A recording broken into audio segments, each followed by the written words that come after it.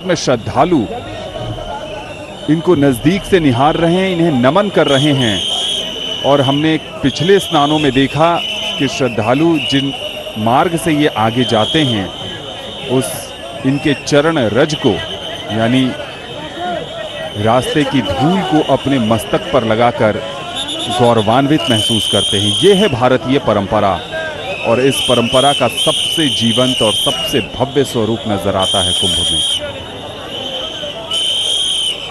मान्यता है कि आदि शंकराचार्य ने सनातन धर्म की स्थापना के लिए कई कदम उठाए। उन्होंने 4 मठों श्रृंगेरी मठ जो चिकमंगलूर कर्नाटक में, गोवर्धन मठ ओडिशा के पुरी में, शारदा मठ गुजरात के द्वारका धाम में और ज्योतिर्मठ उत्तराखंड के बद्रिका आश्रम में स्थापना की थी। और इस समय जब इनकी स्थापना हुई तो उद्देश्य था मंदिरों की संस्कृतियों को बचाए रखना, सनातन पर हो रहे आक्रमण का मुकाबला करना। शंकराचार्य ने उस समय जोर दिया कि युवा साधु व्यायाम करके अपने शरीर को सुदृढ़ बनाएं और शस्त्र संचालन का अभ्यास भी करें। इतिहासकार जदुनाथ सरकार के अनुसार 1750 ईस्वी के पहले अखाड़ों की उत्पत्ति और इतिहास के विषय में कोई प्रमाणिक सूचना नहीं है, लेकिन पांडुलिपि के आधार पर उन्होंने बताया कि विभिन्न अखाड़े निर्वाणी अखाड़े ने कायम किए। दशनामी सन्यासी संप्रदाय के इतिहास पर लेख लिखने वाले गिरी स्वामी सदानंद का कहना है कि जितने भी अखाड़े हैं ये काफी समय से हैं।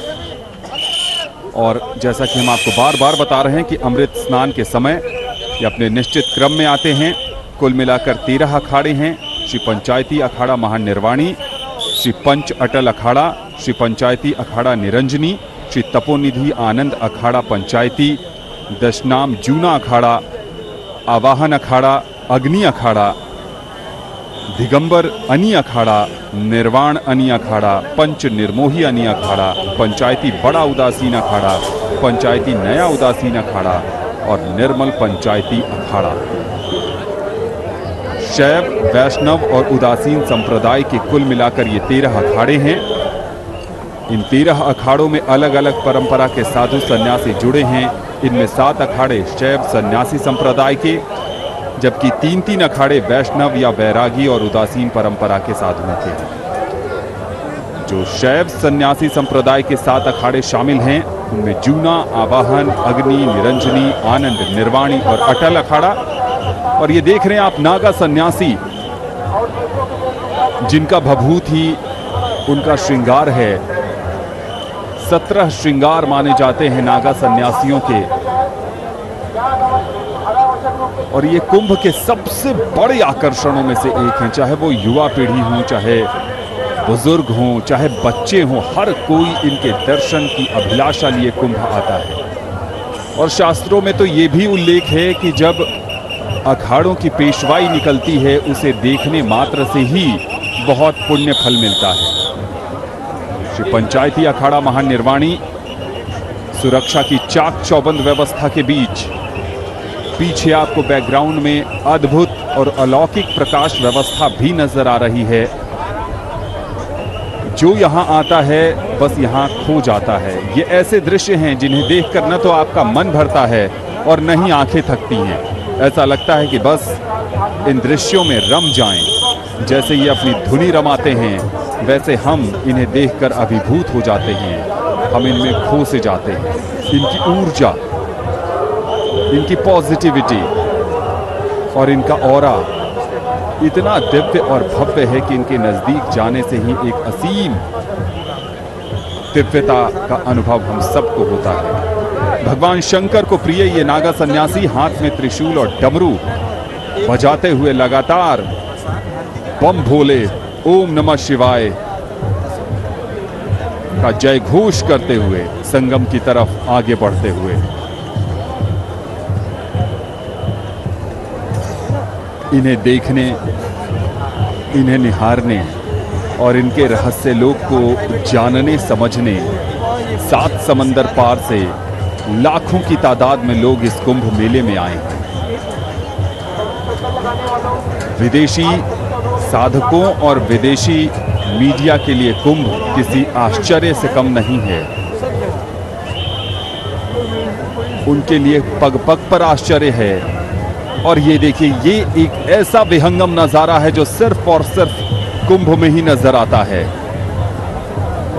इनका रहस्य, इनकी साधना, इनकी तपस्या, इनका उत्साह, भगवान शंकर के प्रति समर्पण और पवित्र जल में डुबकी लगाने की आतुरता इन्हें विशिष्ट, अद्वितीय और अप्रतिम बनाती है। नागा साधुओं के दिव्य दर्शन इस वक्त आप कर रहे हैं और अब ये पवित्र डुबकी के लिए आगे बढ़ते हुए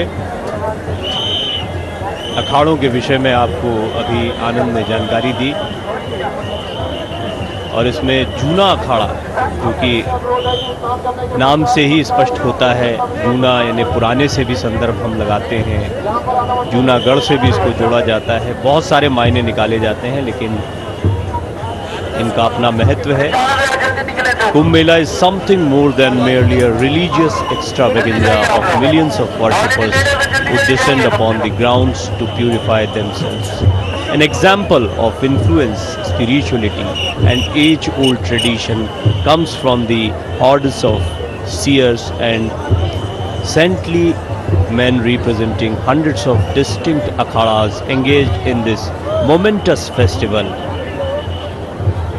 Juna Akhada was established in the 16th century and is one of the oldest and most respected akhadas in the Kumbh Mela tradition. It will be a time of great importance and participation to Kumbh Mela 2025 as old traditions mix up with modern festival.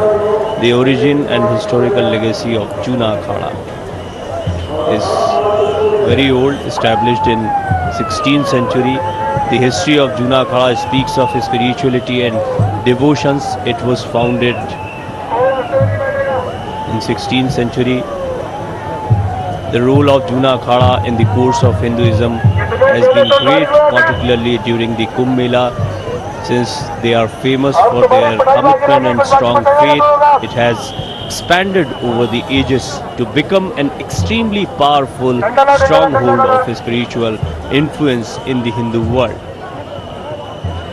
As old as the Kumbh Mela is, so is the connection that Juna Akhada has with it, because this Akhada has participated in every grand assembly as a prime participant.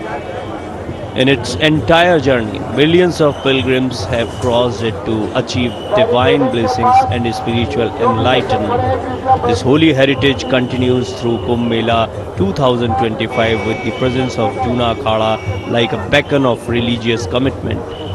The most distinctive features of Juna Akhada is that it is associated with the Naga sadhus, naked ascetics who tread the path of extremely severe renunciation. The ascetics are known for their bizarrely austere mode of life and observe extreme forms of meditation and austerity that takes them to a level of spiritual enlightenment. Some of the most important icons of the rituals of the Kumbh Mela are represented by the Naga sadhus of Juna Akhada, and some of them are part of rituals like Amrit Snan as an important part of Kumbh. They are in the acts of religious purification, spiritual illumination and meditation. Their love for the divine knows no equal. These austerities by renunciates, many of whom renounce the material world, symbolize self-control and thus make pilgrims think about themselves as well as and take up the same road to self-realization. At the core of Juna Akhada lies a spiritual stratification which finally culminates in an apex figure identified as a head of the Akhada being the Mahant. The task by the Mahant is crucial. Its role is determining the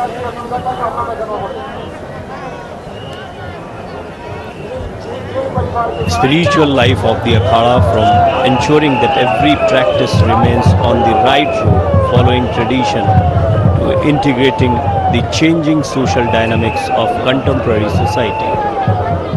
the Mahant who has been ruling in the Akhada for many years. There are many big names who are responsible for managing the religious activities of the Akhada and thus helps preserves its prestige among the Hindu people. The leadership of Akhadas decide how the Akhada will merge into the Kumbh Mela, which takes part and heads all the processions, processes of the Akhada, performs spiritual activities for enlightenment among the many millions.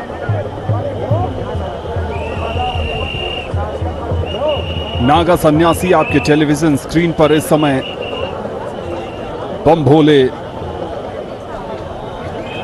ओम नमः शिवाय की जय घोष करते आगे बढ़ रहे हैं।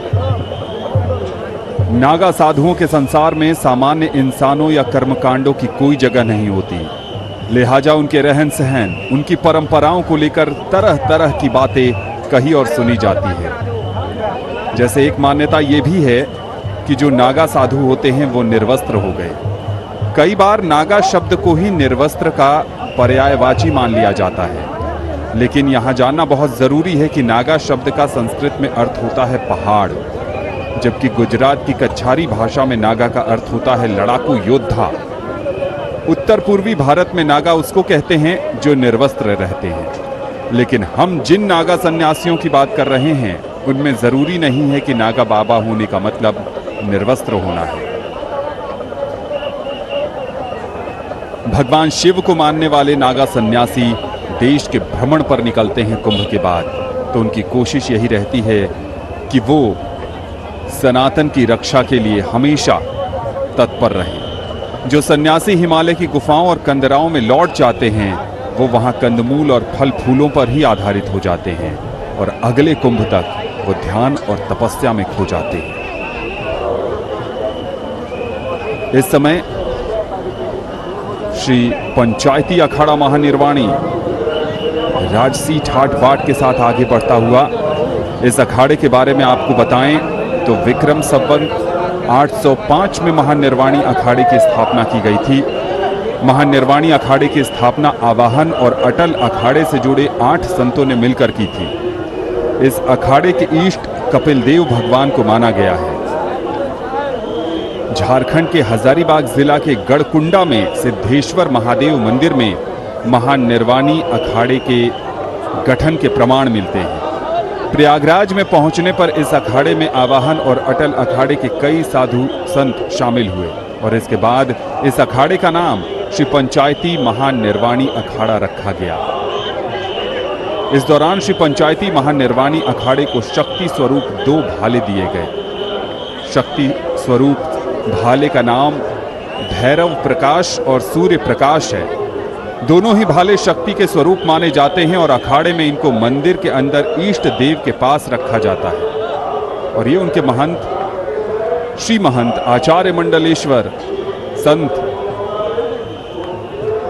नजर आ रहे हैं और इस अखाड़े से जुड़े नागा सन्यासी, इनके चलने में एक वेग है, एक रिदम है और उस ऊर्जा को, उस शक्ति को, उस अलौकिक प्रभाव को आप देखकर ही महसूस कर सकते हैं। आपने कई सारे पौराणिक आख्यानों में पढ़ा होगा कि जो दिव्य आत्माएं होती हैं उनके समीप जाने से ही एक असीम ऊर्जा का अनुभव होता है। और आप अपने टेलीविजन स्क्रीन पर देख रहे हैं कि बाईं तरफ जो बैरिकेड लगे हैं वहां पर बड़ी तादाद में श्रद्धालु इनको एक नज़र निहारने, इनको अपने मोबाइल से कैप्चर